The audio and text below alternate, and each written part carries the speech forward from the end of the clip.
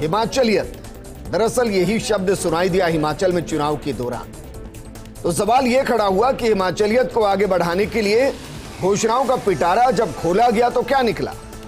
BJP ने कहा कि हम संकल्प पत्र लेकर आए, तो कांग्रेस ने कहा कि चलिए हम प्रतिज्ञा लेते हैं। बीजेपी ने कहा कि साइकिल स्कूटी मिलेगी फिर, तो कांग्रेस ने कहा कि 300 यूनिट हम बिजली फ्री दे देंगे। बीजेपी ने कहा कि हम 8 लाख नौकरी देंगे, तो कांग्रेस ने कहा कि नहीं, हम 5 लाख नौकरी देंगे। बीजेपी ने कहा कि हम स्टार्टअप लाएंगे, 900 करोड़ खर्च करेंगे। कांग्रेस ने कहा कि हम तो मनरेगा में ही 150 दिन बढ़ा देंगे। बीजेपी ने कहा कि हम 3 सिलेंडर मुफ्त देंगे, तो कांग्रेस ने कहा कि हम न्यूनतम मजदूरी ही 500 रुपए प्रतिदिन कर देंगे। यानी हिमाचल की जनता को लुभाने के लिए दोनों पार्टियों ने वो वादे किए जो दोनों ही पार्टियों की सरकारों में वर्तमान सत्ता हासिल करने वाले राज्यों में लागू नहीं है। तो क्या जनता वादों और घोषणाओं में खो जाएगी या हकीकत के धरातल पर वोट के जरिए घोषणाओं को भुला देगी? दोनों पार्टियों में हिमाचल का परिणाम क्या असर डालेगा?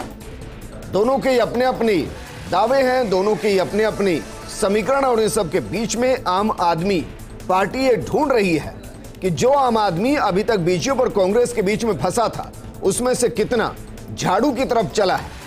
बात इसी मुद्दे पर की जो वोटिंग हो रही है और जो अगले कुछ मिनट में रुक जाएगी, पूरी हो जाएगी। मतपेटियों में घोषणाओं के जरिए किसके हिस्से में क्या आएगा, सिंहासन किसके हिस्से में जाएगा, बात इसी मुद्दे पर।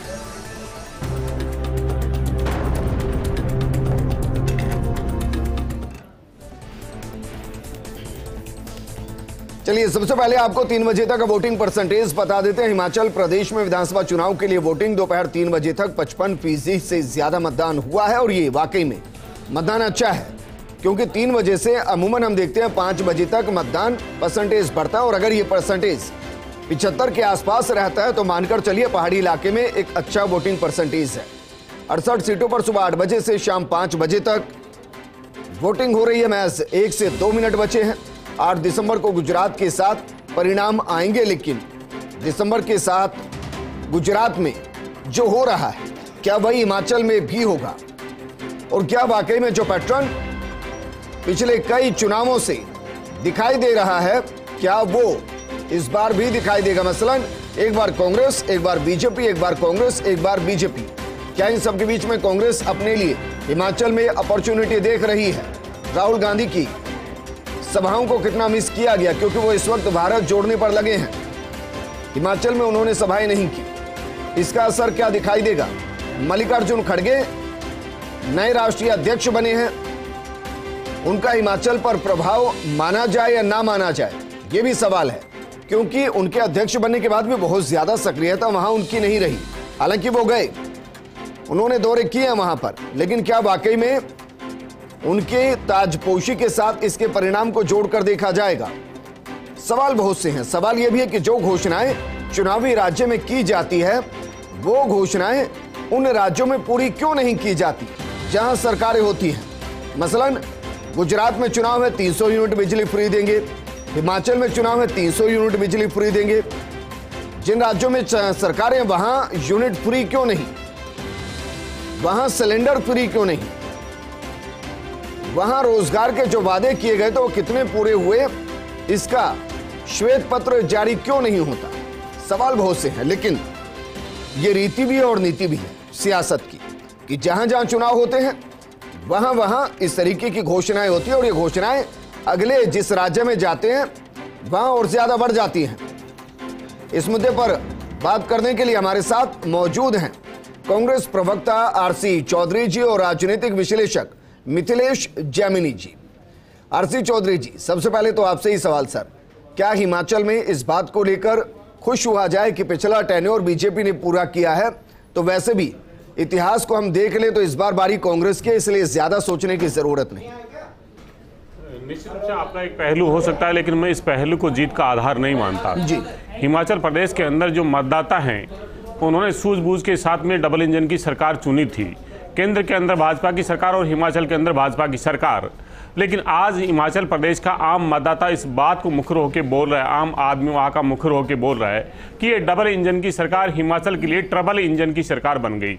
वो इस ट्रिपल इंजन से छुटकारा चाहते हैं। इसकी शुरुआत 2022 में वो हिमाचल के इस विधानसभा चुनाव से करने जा रहे हैं। गत चुनाव के अंदर उन्हें 44 सीट देके बहुत बड़ा बहुमत दिया था, बहुत बड़ी उम्मीदों के साथ में दिया था। आपने बहुत से मुद्दों का जिक्र किया, उस मुद्दों के अंदर बेरोजगारी का भी आपने जिक्र किया। आज उस हिमाचल प्रदेश के अंदर 65,000 सरकारी जो पद हैं वो रिक्त पड़े हैं। वहाँ पे जो सेब की खेती करने वाले जो किसान हैं, आवारा पशु हैं, उनसे वो बेहताशा, उनके अंदर निराशा है। वहाँ पे महंगाई जिस प्रकार से रूस और यूक्रेन से लगातार 9 महीने से केंद्र की सरकार और पेट्रोलियम कंपनियां क्रूड ऑयल बेहद सस्ते में खरीद रही हैं, लेकिन आम जनता को राहत नहीं। महंगाई की मार पे प्रहार करने का ये मौका है, वो हिमाचल की जनता चूकने वाले नहीं है। इसलिए मैं मानता हूं कि हिमाचल की जनता जनादेश 2/3 बहुमत के साथ। सर, हिमाचल में बेरोजगारी दर क्या है?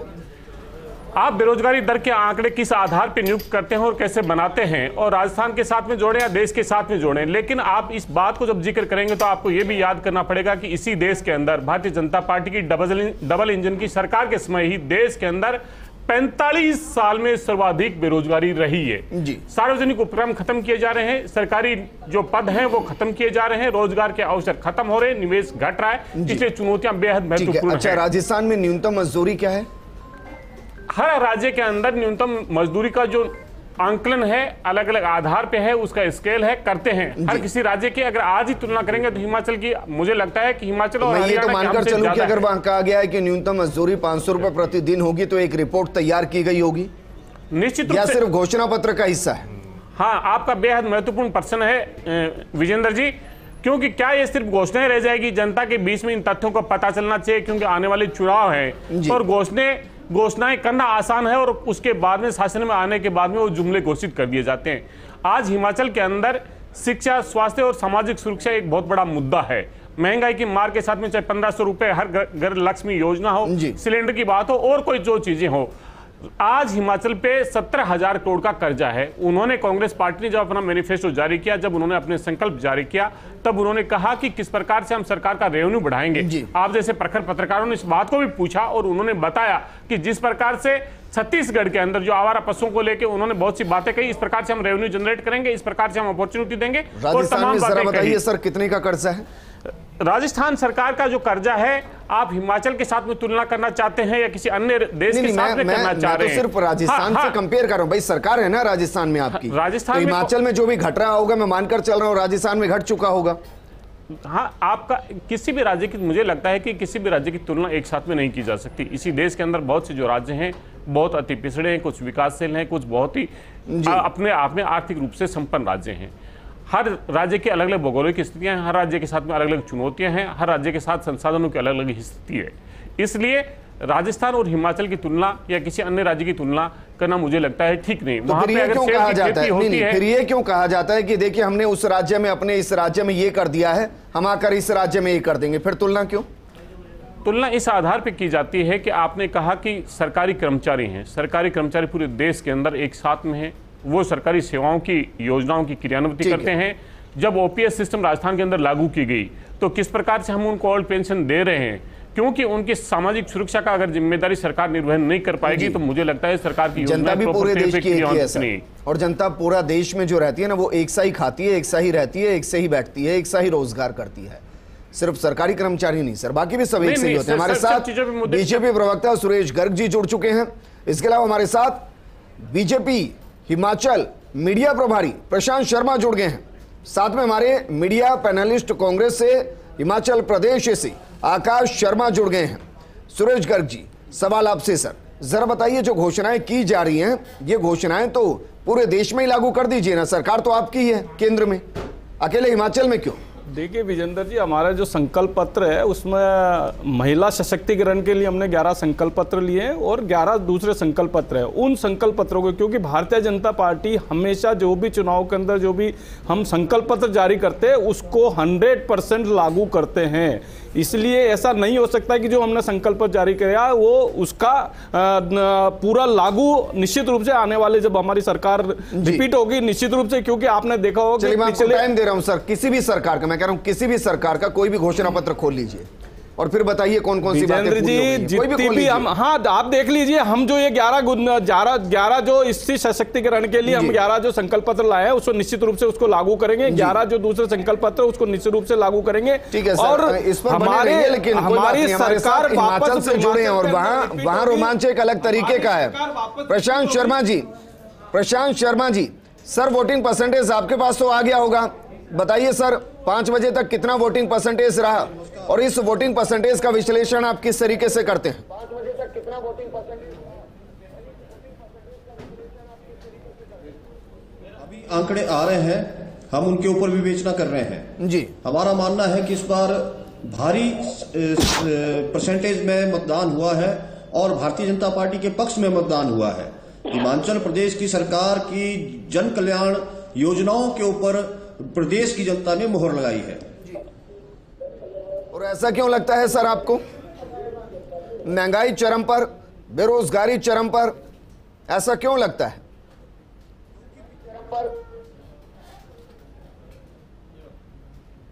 देखिए, बेरोजगारी और महंगाई, जिन दो बातों के ऊपर ज्यादा चर्चा हो रही है, ये मुद्दे पिछले समय में यूपी में भी थे, उत्तराखंड में भी थे, गोवा में भी थे, विभिन्न राज्यों में थे। परंतु आज देश की जनता जाग चुकी है, वो जानती है कि कांग्रेस पार्टी की दमनकारी नीतियां अब इस देश में नहीं चलने वाली। इसलिए आदरणीय नरेंद्र मोदी जी के हाथों को सशक्त करना पड़ेगा। आज उनके नेतृत्व में भारत आगे बढ़ रहा है और हिमाचल भी वहां पे पीछे नहीं रहेगा और आदरणीय मोदी जी के हाथों को सशक्त करेगा। मिशन क्या था सर? 68 के कंपैरिजन में बीजेपी कितने का टारगेट रख रही है?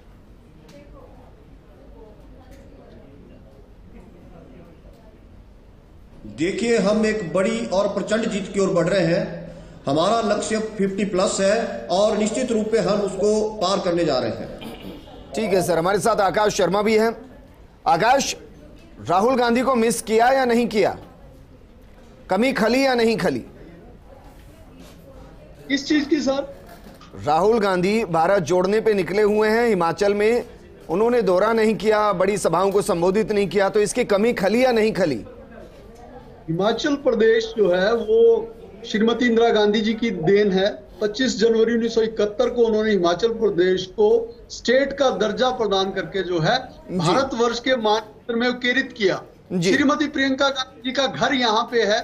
श्रीमती इंदिरा गांधी जी का एक पर्सनल इंटैक्ट हिमाचल प्रदेश के लोगों से रहा है और गांधी परिवार के साथ हिमाचल वासियों को बहुत ज्यादा स्नेह और प्यार है जी। श्री राहुल गांधी आज भारतवर्ष में एक बहुत अच्छे कार्य को कर रहे हैं। उनकी बहन ने यहाँ पे सारी प्रचार की कमान संभाली और उमड़ उमड़ के जो जन समूह उनकी जनसभाओं में आया, वो इस बात का परिचायक है कि हिमाचल प्रदेश परिवर्तन की ओर अग्रसर है और हिमाचल प्रदेश में जो है कांग्रेस पार्टी की सरकार बनना निश्चित है। सर, राहुल गांधी को मिस किया या नहीं किया? जी, राहुल गांधी को सभाओं में मिस किया या नहीं किया? राहुल गांधी जी हमारे दिलों में वास करते हैं, हिमाचल वासियों के, और हमारी धड़कन में उनकी धड़कन मिली हुई है जी। ओबियस है कि हमने उनको मिस किया, लेकिन आज वो जिस आंदोलन को जागृत करने में लगे हैं, भारत की दशा और दिशा सुधारने में लगे हैं। ये बताइए सर, जो राहुल गांधी की कमी थी, जो सभाओं में महसूस की, अगर आपकी मालूम है तो उसको प्रियंका गांधी पूरे तरीके से भर पाई या नहीं भर पाई?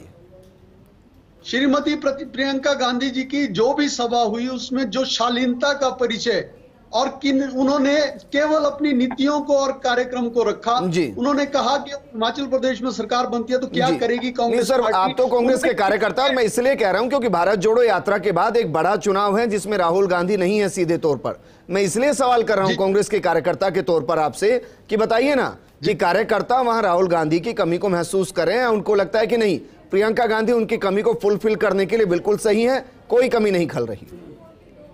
श्रीमती प्रियंका गांधी जी को जो दायित्व सौंपा गया था और बहुत शालीनता पूर्वक जो है उन्होंने उसका निर्वहन किया है। हाँ, हालांकि राहुल गांधी जी की कमी हमें खली, लेकिन इस समय उनका जो एक मकसद है वो भी बहुत ज्यादा जरूरी है। तो सर, अगर हिमाचल का चुनाव इधर उधर हो गया थोड़ा बहुत, तो माने कि राहुल गांधी नहीं गए इसलिए इधर उधर हो गया और प्रियंका गांधी उसको लीड नहीं कर पाई यूपी की तरह? हम आपको विश्वास दिलाते हैं कि हिमाचल का चुनाव इधर उधर नहीं होगा। हिमाचल के लोग 90% जो है लिटरेसी दर में है, इंटेलेक्चुअल लोग यहाँ पे रहते हैं। और जो हिमाचल प्रदेश के मुद्दे थे जी, पिछले ट्रेल में भी जो संसदीय क्षेत्र का चुनाव हुआ अभी 1 वर्ष पूर्व, उसमें भी हिमाचल प्रदेश के लोगों ने भारतवर्ष के लोगों को एक आईना दिखाया था। आज भी हिमाचल प्रदेश के लोग जो हैं इतने भारी मतदान कर जो है सरकार को परिवर्तन की दिशा में अग्रसर कर रहे हैं। अच्छा, प्रियंका गांधी ने यूपी को लीड किया था सर, थोड़ा डर नहीं लगा हिमाचल में? सर, यूपी और बिहार में जो मुद्दे हैं वो हिमाचल प्रदेश में नहीं है। हिमाचल प्रदेश में धर्म और जाति के नाम पर राजनीति नहीं की जाती है जी। यूपी और बिहार और दूसरे स्टेट्स की राजनीतिक परिस्थितियां बिल्कुल डिफरेंट है। यहाँ पर देवभूमि से जुड़े हुए लोग हैं, देव संस्कृति से जुड़े हुए लोग हैं, और हर गांव और हर एक कस्बे में जो है देवी देवताओं का वास है। तो जो भारतीय जनता सर, यहीं से तो एक अलार्म बजता है, क्योंकि कट्टर हिंदू पार्टी कहते हैं बीजेपी को, और मौके के साथ बदलती पार्टी कहते हैं कांग्रेस को। तो यहीं से तो दिक्कत होती है सर। वापस मैं आपके पास आऊंगा मिथिलेश जामिनी जी।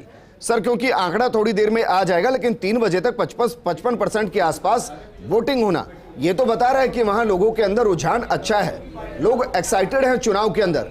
अभी एक्साइटमेंट सरकार बदलने की या सरकार को पुरजोर तरीके से रिपीट करने की है, ये तो 8 तारीख को पता चलेगा। आप बताइए, आपके पास क्या है?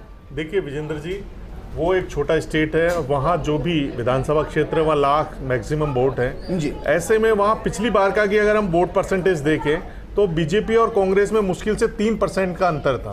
तो वोट ज़्यादा स्विंग नहीं होते, 1000-1500 की हार जीत होती है। लेकिन इसमें सबसे इंपॉर्टेंट है कि 20 बागी जो बीजेपी से लड़ रहे हैं, जो ताल ठोक रखी है, और 12 बागी जिन्होंने कांग्रेस से ताल ठोक रखी है। 20 बागी बीजेपी में एक वो बागी भी शामिल है जिससे प्रधानमंत्री नरेंद्र मोदी ने फोन पे बात की और वायरल हुआ। दूसरा, वहां पर जो इंपॉर्टेंट चीज है वो मोदी जी ने एक चाल खेली है कि वहां जो गुज्जर बाहुल इलाका है जिन्हें एसटी में शामिल किया है, उससे उनको पॉजिटिव एनवायरनमेंट क्रिएट हुआ है। लेकिन दूसरी तरफ हम देखें कि प्रियंका गांधी और सचिन पायलट ने 7 दिन में 22 सभाएं की और 22 में बहुत जनसमूह उमड़ा है। तो लोग ये कह रहे हैं कि जो हिमाचल की आबो हवा की जो ठंडक है वो राजस्थान में लू में तो कन्वर्ट नहीं हो जाएगी। सियासी जो मायने निकाले जा रहे हैं उसको कहा जा रहा है, लेकिन सच्चाई यह है कि वो ऑर्थोडॉक्स एक कहा जाता है कि देवभूमि है, जो अभी कह रहे थे, ऑर्थोडॉक्स लोग हैं वहाँ, वो अपनी मान्यताओं और संस्कृतियों को बहुत गहरा प्यार करते हैं। लेकिन निश्चित रूप से प्रियंका गांधी और सचिन पायलट की जो जोड़ी है वो 21 से इस सीटों को आगे ले जाएगी। मैं ये तो नहीं कहता कि सत्ता में आएंगी, लेकिन ये दावे के साथ मैं कह सकता हूं, जो मेरी वहां बात हुई है, कि वो 21 से इस आंकड़े को 34 ले जाएं, 35 ले जाएं। बीजेपी के लिए जो क्लीन स्वीप वाला मामला था वो नहीं था। और अब ऐसे में बीजेपी के लिए सवाल खड़ा हो जाएगा कि बीजेपी के राष्ट्रीय अध्यक्ष नड्डा जी वहीं से हैं, अनुराग ठाकुर जी वहीं से हैं, और मोदी जी ने भी वहां सभाएं की है। ऐसे में एक जो हिमाचल है, अब इसमें जो और जुड़ा हुआ है तो जम्मू कश्मीर में भी उससे जुड़ा हुआ है, तो फिर तो बहुमत ही आ जाएगा कांग्रेस के पास। देखिए इसके हिसाब से यह है कि जम्मू कश्मीर में भी इसका असर पड़ेगा, क्योंकि जम्मू कश्मीर भी उससे जुड़ा हुआ है, स्टेट है। तो ये कई जगह इसमें जो हिमाचल की जो हवा है वो धीरे धीरे गुजरात भी जाएगी, गुजरात में भी कुछ असर होगा। लेकिन निश्चित रूप से जो प्रियंका गांधी का जो चेहरा यूपी में तमाम मीडिया ने बनाया था, उसकी जो छवि है वो साफ हो गई। जो कांच के ऊपर लगी हुई गर्दिश निश्चित रूप से इन परिणामों के बाद साफ हो जाएगी और प्रियंका गांधी का कद बढ़ना तय है। क्योंकि हिमाचल में जो जितनी भी बातें आ रही है उसमें यह है कि 21 से आंकड़ा बढ़ रहा है। तो ये एक जो पहली बार जो प्रियंका गांधी के लिए पॉलिटिकल कैरियर में विन विन सिचुएशन होगी, और उसमें सचिन पायलट उनके हमसफर होंगे। इस जीत में सचिन पायलट और प्रियंका गांधी का एक नया राहुल गांधी के लिए मुसीबत खड़ी नहीं होगी? अब देखिए राहुल गांधी का मतलब मैं ये कह सकता हूं कि एक फेज रहा होगा जिसमें लगातार चुनाव हारते चले गए और वो उस जोर में जिम्मेदारी संभाल रहे थे। तो ऐसा लगने लगा कि वो अगर जाएंगे तो ऐसा ना हो कि परिणाम ही बदल जाए। देखिए खड़गे जी के लिए मैं मानता हूँ शुभ सूचना है। अशोक गहलोत जी भी वहाँ गए थे, ठीक है, उन्होंने जनसभा को संबोधित नहीं किया, लेकिन उनका जो अनुभव है वो टिप्स जरूर दे के आए होंगे। जिस तरीके की बातें कही जा रही है कि अशोक गहलोत ने वहाँ माइन्यूटली वहाँ की रिपोर्ट ली और कुछ जगह उन्होंने टिप्स दिए कि कैसे इलेक्शन को लास्ट मोमेंट में अपनी तरफ हाइप किया जाता, कि वो इतने अनुभवी पॉलिटिशियन है, तो उसका डेफिनेट बेनिफिट होगा। लेकिन ये जो कि बीजेपी के लिए एकदम क्लियर विन विन सिचुएशन है, वैसा हिमाचल में नहीं होगा जैसा वो गुजरात में। तो अब ये कह रहे हैं हिस्ट्री बदल सकती है, वापस देखिए रिपीट करेगी, रिवाज बदलेगा या राज बदलेगा ये तो 8 तारीख को तय होगा। लेकिन ये निश्चित रूप से कांग्रेस के लिए एक अच्छी खबर हिमाचल से चौधरी आएगी, जी, चाहे सीट इसको हम बने ऐसे कह चाहे सकते राज हैं कि आए। सर लू के थप्पड़े के बीच में कांग्रेस के अंदर कुछ अच्छी बारिश की बूंदे गिर जाए, क्योंकि जिस तरीके से रहा एक संजीवनी के तौर पर काम करेगा। अगर हिमाचल आपके पास आ जाए, मान लेते हैं एक छोटा स्टेट है लेकिन स्टेट होता है, अगर वो आ जाएगा तो उसको ये कहेंगे कि जो धरातल पर कांग्रेस आई वहां से वापस उठना शुरू हो गई। विजेंद्र जी, लोकतंत्र के अंदर सबसे बड़ा जनता का जनादेश होता है। तमाम जो चर्चाएं होती हैं निश्चित रूप से कहीं ना कहीं उनका अपना एक महत्व होता है, लेकिन सबसे बड़ा जो लोकतंत्र के अंदर है वो जनता का जनादेश होता है। अभी हमारे पैनलिस्ट ही चर्चा कर रहे थे, एक साल पहले ही वहाँ पे 2 लोकसभा और विधानसभा के चुनाव हुए, और एक लोकसभा तो माननीय मुख्यमंत्री जिनकी वजह से जो रिक्त हुई थी वो जगह पे थी, इसलिए दोनों ही जो जनादेश दिया, और ऐसा ही 2018 से पहले राजस्थान के अंदर हुआ था। तो अगर जनता के जनादेश को हम नकार के किसी दूसरे मुद्दों में चर्चा करेंगे तो मुझे लगता नहीं। हिमाचल प्रदेश सीधा संदेश दे रहा है, कांग्रेस 60 और भाजपा 8 इस स्थिति पे जाने वाली है, क्योंकि जिस प्रकार से जो हमारे जो पैनलिस्ट हैं उन्होंने जो जिक्र किया मिथिलेश जी ने, वहाँ पे प्रधानमंत्री जेपी नड्डा जी उस जगह से निकल नहीं पाए, गुजरात एक बार भी वो जा नहीं पाए। गृह मंत्री अमित शाह हो, प्रधानमंत्री हो या अलग तमाम कैबिनेट केंद्र की हो, और उन्होंने राज्य के मुख्यमंत्री के नाम को गौण कर दिया। वहां पे अगर मतदाताओं से पूछो, किसी दूसरे से पूछो, तो वो कहते हैं उनके नाम को भूल जाइए, सिर्फ मोदी के नाम पे वोट दीजिए। लेकिन हिमाचल की जनता देश को संदेश पहले दे चुकी है, वो सेमीफाइनल खेल चुकी है, ये फाइनल है, और इस फाइनल के अंदर सीधा संदेश होगा 2/3 बहुमत से कांग्रेस पूर्ण बहुमत की सरकार बनाने जा रही है। अच्छा, जीत किसकी होगी? एक बार के लिए मान ले चलिए कांग्रेस की सरकार बन रही है तो जीत कांग्रेस के कार्यकर्ताओं की होगी, जीत हिमाचल की जनता की होगी, जीत हिमाचल की जनता के जनादेश की होगी, जीत तमाम उस संगठन को संभालने वाले, उसमें अपनी भूमिका को निभाने वाले उन लोगों की होगी। निश्चित रूप से किसी को भी नकारा नहीं जा सकता।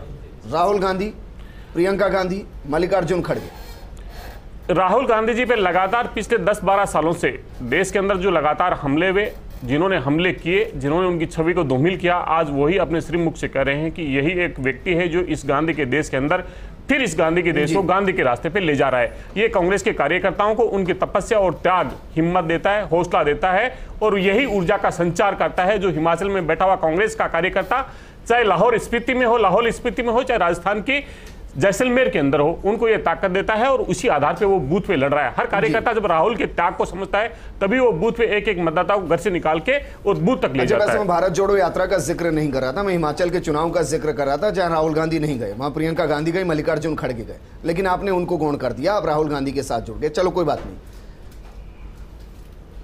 सर कैसे देख रहे हैं गिरिराज जी, सुरेश गर्ग जी, इस पूरे कैंपेन को वहां किया गया है, और ये सच है कि अब बीजेपी उस दौर में आ गई है कि हर एक स्टेट में मैक्सिमम पावर लगा रही है। देखो विजेंद्र और जी, हर चुनाव मोदी जी के चेहरे पर लड़ा जा रहा है। विजेंद्र जी देखिए, हम हर चुनाव को सीरियसली लेते हैं, और बिल्कुल सीरियसली अब उस चुनाव को लड़ते हैं, और हम जीत के आते हैं। आपने देखा होगा पिछले 4 राज्यों के अंदर भी चुनाव हुए, उसके अंदर हम जीत के आए, और हिमाचल के अंदर भी हम वापस रिपीट कर रहे हैं, वहां भी जीत जाते हैं, वहां भी हिमाचल में भी जीत के आएंगे। आप देख लेना, पिछली बार चुनाव ना जीते थे सर, वो जीत गए, लेकिन क्यों जी? अभी हम यूपी जीत के आए हैं, यूपी जीत के आए, मणिपुर जीत के आए, आसाम जीत के आए, आप देखिए ना, गोवा जीत के आए, हर राज्य हम जीत के आ रहे हैं और रिपीट करके आ रहे हैं। तो इसलिए ये जो भ्रम है ना कांग्रेस का, वो भ्रम तोड़ दे कि नहीं जीत सकते। भारतीय जनता पार्टी 44 सीटें पिछली बार लेके आई है, अब की बार 50 से ज्यादा सीटें लेके हिमाचल के अंदर वापस सरकार बनाएगी। ये महंगाई के मुद्दे की बात करते हैं, सबसे ज्यादा महंगाई राजस्थान के अंदर है। ये बेरोजगारी की बात करते हैं, सबसे ज्यादा बेरोजगारी इधर राजस्थान में। क्यों नहीं राजस्थान में बेरोजगारी दर कम कर सकते? आकाश शर्मा जी, सर आप तो वहीं के रहने वाले हैं, क्या 5 साल में मूड बदल जाना ही यही सबसे बड़ा वहां सत्ता परिवर्तन का मूल मंत्र है? बाकी घोषणाएं तो होती रहती हैं, होती रहेंगी। सर मैंने पहले भी आपसे अर्ज किया कि हिमाचल प्रदेश की जो लिटरेसी रेट है और 90% से ज्यादा है, सबका है वो हिमाचल प्रदेश में वास करता है। इसका उदाहरण अभी पीछे जो सेमीफाइनल हुआ संसदीय क्षेत्र का और विधानसभा क्षेत्रों का, उसमें हिमाचल प्रदेश की जनता ने मुंह तोड़ जवाब जो है भारतीय जनता पार्टी को दिया। आज भारतीय जनता पार्टी ने यहाँ पर अत्यधिक ताकत और फाइनेंशियल जो है उसको पोजेस करने का संकल्प किया और यहाँ पे लोगों को भ्रमित करने का कार्य किया। लेकिन आज हिमाचल प्रदेश में हर एक वर्ग आंदोलित है। कर्मचारी ओपीएस को लेकर आंदोलित है, नौजवान रोजगार को लेकर आंदोलित है, महिलाएं जो है जो क्राइम रेट बढ़ रहा है उसको लेकर आंदोलित है। तो ये बहुत सारे मुद्दे हैं जो हिमाचल प्रदेश को प्रभावित कर रहे हैं। और हिमाचल प्रदेश में जो भी विकास के कार्य हुए वो कांग्रेस की सरकार के समय में हुए, भारतीय जनता सरकार के समय में कोई भी ठीक है। प्रशांत शर्मा जी, फाइनल कमेंट में आपसे चाहूंगा सर, क्या ये लग रहा है आपको कि 15 महीने पहले हम यहाँ के मुख्यमंत्री के चेहरे को भी बदल देते तो शायद हो सकता है कि जो लक्की चार्म चल रहा है, चाहे वो पुष्कर धामी को बदलना हो, गुजरात के मुख्यमंत्री को चुनाव से पहले बदलना हो, दे दूं, गुजरात के मुख्यमंत्री हिमाचल में नहीं है। आदरणीय मुख्यमंत्री जयराम ठाकुर जी के नेतृत्व में हिमाचल प्रदेश सर्वांगीण विकास की एक धारा को प्रभावित कर रहा है जी। कांग्रेस प्रवक्ता आकाश जी ने अभी कुछ देर पहले अपने राहुल गांधी जी के बारे में कुछ बातें कही।